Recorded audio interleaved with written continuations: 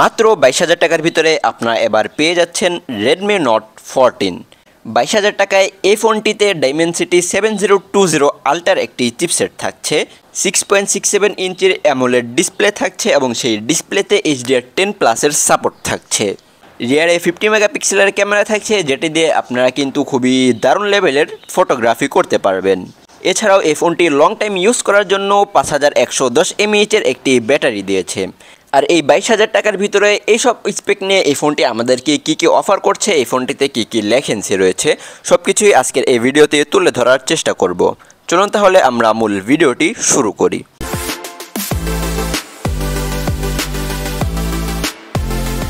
ফার্স্টেই চলুন Redmi Note 14 এই ফোনটির ডিসপ্লে নিয়ে আমরা কথা বলি।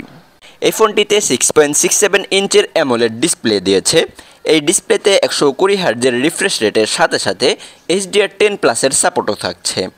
আর এই ডিসপ্লের রেজুলেশন হচ্ছে 1080x2400 pixel, pixel density 395 ppi, expect ratio 20:9। আর এই ফোনটিতে 2100 নিটসের পিক ব্রাইটনেস দেওয়া হয়েছে, যেটি ইনডোর এবং আউটডোরে খুবই ভালোভাবে পারফরমেন্স করছিল।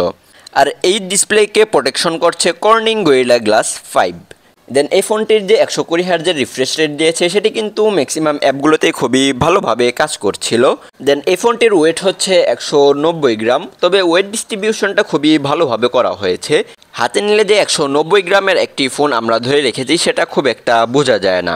আর এই ফোনটির ডিসপ্লেতে IP64 এর রেটিং রয়েছে, সো হালকা পাতলা পানির ছিটাপোটা লাগলে কিন্তু খুব একটা সমস্যা হবে না।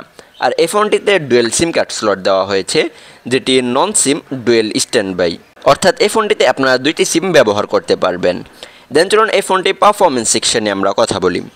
এই ফোনটি out of the box android 14-এ রান করছে, যার ব্যাক এন্ডে রান করছে HyperOS। তবে আমার কাছে মনে হয় এখানে অ্যান্ড্রয়েড 14 না দিয়ে অ্যান্ড্রয়েড 15টা দিলে ভালো হতো। আর এই ফোনটি রান করার জন্য চিপসেট হিসেবে থাকছে MediaTek Dimensity 7020 আল্ট্রা, যেটি 6nm এর ফেব্রিকেশনে তৈরি করা একটি চিপসেট। এছাড়াও অক্টাকোর সিপিইউ থাকছে, জিপিইউ হচ্ছে IMG BXM 8256। Redmi Note 14 এই ফোনটি আপনারা 4টি র্যাম রোম ভেরিয়েন্টে পেয়ে যাবেন। বেস ভেরিয়েন্ট শুরু হচ্ছে 6GB র্যাম 128GB রোম থেকে।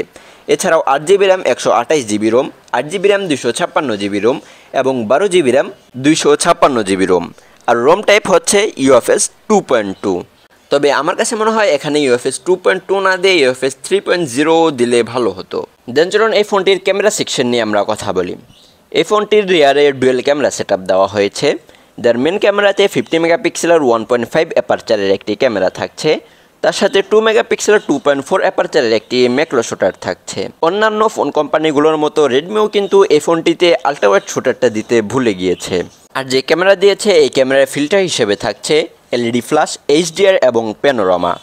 আর এই ফোনটির মেন ক্যামেরা দিয়ে আপনারা সর্বোচ্চ 1080p 30fps-এ ভিডিও রেকর্ড করতে পারবেন। আর যদি ফুল লাইটিং কন্ডিশনে এই ফোনটি দিয়ে ফটোগ্রাফি করেন, অর্থাৎ প্রপার লাইটে, তাহলে খুবই ভালো ছবি পেয়ে যাবেন। আর লো লাইটের ছবিগুলো আমার কাছে খুব একটা ভালো লাগেনি।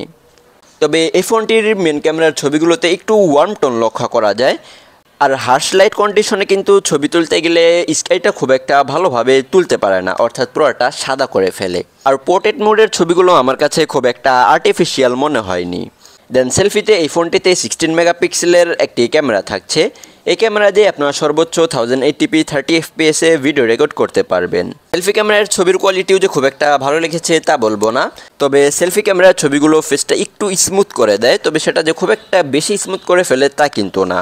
এই ফোনটিতে কিন্তু আপনারা ডুয়েল স্পিকার পেয়ে যাচ্ছেন, তার সাথে 3.5mm-এর হেডফোন জ্যাকও কিন্তু থাকছে। আর ব্লুটুথ ভার্সন হিসেবে থাকছে 5.3, ওয়াইফাই ভার্সন হিসেবে থাকছে ওয়াইফাই 6। আর এই ফোনটির সাউন্ড কোয়ালিটি মোটামুটি ভালোই ছিল, তবে ফুল ভলিউমে গেলে একটু ডিস্টরশন লক্ষ্য করা যায়।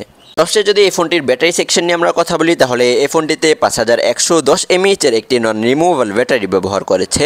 এই ব্যাটারিটিকে চার্জ করার জন্য 45 ওয়াটের একটি চার্জার দিয়েছে, যেটি দিয়ে আপনারা প্রায় 1 ঘন্টার ভিতরে এই ফোনটি ফুল চার্জ করে নিতে পারবেন। ডিসপ্লেতে আপনারা যেই 3টি কালার ভেরিয়েন্ট দেখতে পাচ্ছেন, এই 3টি কালার ভেরিয়েন্টে Redmi Note 14 এই ফোনটি আপনারা কিনতে পারবেন। যদি বলি এই ফোনটি পার্সোনালি আমার কাছে কেমন লেগেছে, তাহলে বলবো যে আমার কাছে খুব একটা ভালো লাগেনি। এই ফোনটির ডিজাইন নিয়ে যদি কথা বলি, তাহলে এই ফোনটির ডিজাইনটা আমার কাছে খুব একটা ভালো লাগেনি। কারণ আমি মনে করি যে প্রত্যেকটা ফোন কোম্পানি নতুন নতুন ডিজাইন নিয়ে আসা উচিত, কারণ ওই এক আইফোনের ডিজাইন আর কতদিন চলবে তারা। এই ফোনটিতেও কিন্তু সেই আইফোনের 3 ক্যামেরার যে বাম্প রয়েছে সেই একই ডিজাইনে তৈরি করা হয়েছে। তবে এখানে সেই কার্যকরী ক্যামেরা দুইটাই থাকছে। এই দুইটার ভিতরে কিন্তু মেন ক্যামেরা 50 মেগাপিক্সেল এটাই আসল, আর 2 মেগাপিক্সেলের একটি ম্যাক্রো শুটার থাকছে। আর ম্যাক্রো শুটারটা যে খুব একটা কাজের তা আমার কাছে মনে হয় না। দেন এই ফোনটির ফ্রন্টের ডিসপ্লেটা আমার কাছে খুবই ভালো লেগেছে, কারণ চারপাশে চিন এবং বেজেল একদমই ন্যারো রাখা হয়েছে। আর এই ফোনটি যদি অ্যান্ড্রয়েড 14-এ না দিয়ে অ্যান্ড্রয়েড 15-এ দিত তাহলে কিন্তু আরও ভালো হতো, কারণ এই দামের ফোনগুলোতে কিন্তু খুব একটা আপডেট আসে না 2 থেকে 3 বছরের। সো অ্যান্ড্রয়েড 15 যদি এই ফোনটিতে থাকতো তাহলে আমরা 17 পর্যন্ত আপডেট পেয়ে যেতাম। এখন দেখার বিষয় 17 পর্যন্ত এই ফোনটিতে আপডেট আসে কি না। আর এই ফোনটির ক্যামেরাতে একটি লেখেন্সি রয়েছে, সেটি হচ্ছে আল্ট্রা ওয়াইড শুটারটা। বর্তমানে 20 থেকে 30,000 এবং 40,000 টাকারও অনেক ফোন রয়েছে, যে সমস্ত ফোনগুলোতে কিন্তু আল্ট্রা ওয়াইড শুটারটা কোম্পানি দেয় না। অর্থাৎ বলতে গেলে আল্ট্রা ওয়াইড শুটারটা এখন একদমই ফ্ল্যাগশিপ লেভেলের ডিভাইসগুলোর জন্য হয়ে গিয়েছে। সো এই ছিল আজকের এই ভিডিও। কার কাছে কেমন লাগলো চাইলে কমেন্ট বক্সে জানিয়ে দিতে পারেন। আর খুব শীঘ্রই আমরা নতুন একটি ভিডিও নিয়ে হাজির হচ্ছে। সে পর্যন্ত ভালো থাকবেন, সুস্থ থাকবেন, আর অবশ্যই আমাদের এই চ্যানেলটি সাবস্ক্রাইব করবেন।